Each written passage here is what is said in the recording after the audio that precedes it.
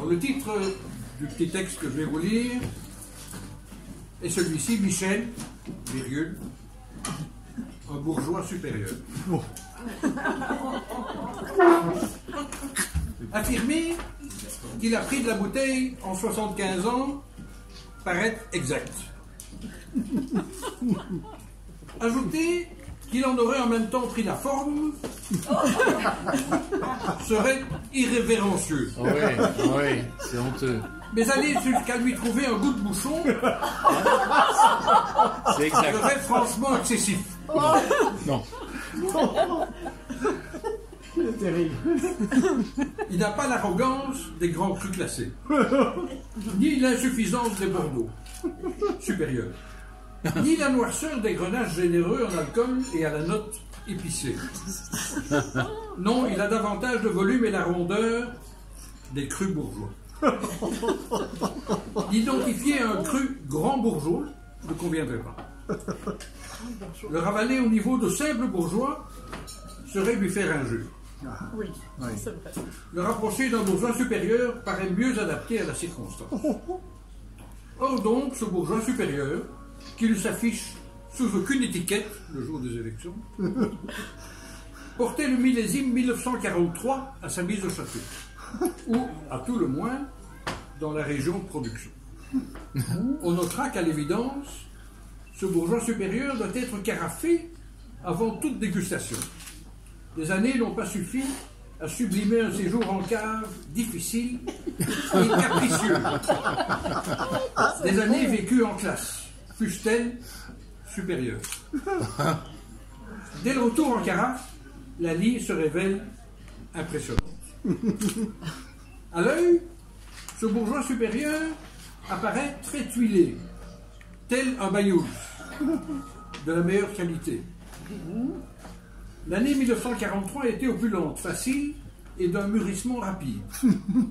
Au nez, ce bourgeois supérieur dégage une odeur complexe et forte, associant les arômes de Rivaner, de Pinot Gris, de Riesling ou encore de Gewürztraminer. En d'autres termes, ce bourgeois supérieur irradie.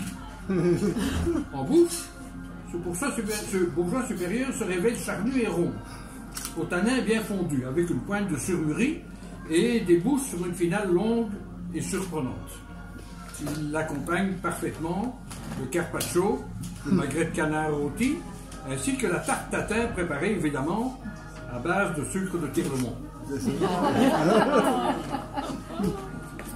Il peut être dégusté dès à présent, mais pourra encore se conserver longtemps. Couché au frais, à l'abri de la lumière, des perturbations exogènes et des écarts de température. Beryl, tu t'en chargeras. Pardonne-moi, Michel, de t'avoir tiré en bouteille ce midi.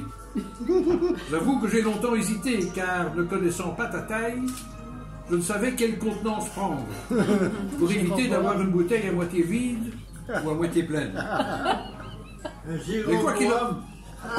Mais quoi qu'il en soit, en ajoutant des qualités de cœur et d'esprit, nul doute qu'un magnum ne suffirait pas.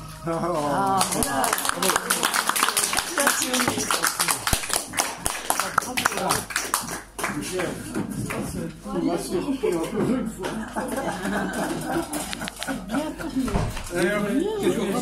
Qu'est-ce qu'on voit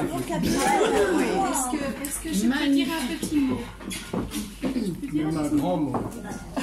Ben voilà, je ne suis pas préparée, je n'ai pas la meilleure de monsieur, mais je tiens quand même, aujourd'hui, qui est un jour important, à dire un petit mot à ce couple excessivement charmant et que nous adorons tous.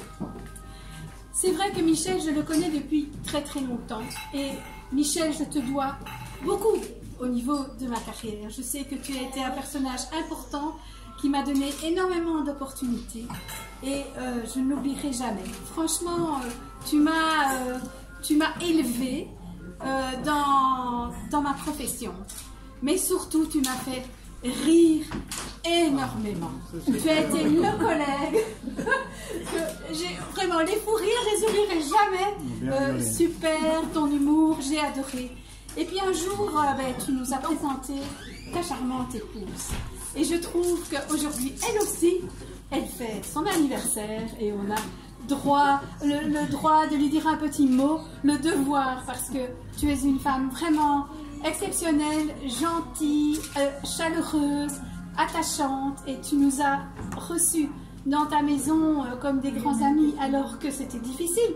Je connaissais Michel depuis des années et puis tu nous as intégrés, Alain et moi, et ça nous a fait vraiment plaisir. Oui, alors je voulais vous dire à tous les deux, bravo, restez comme ça et encore pour 25 ans.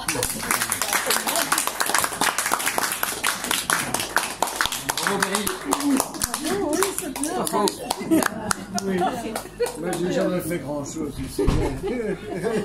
Ou par hasard, 17 mois. Et pendant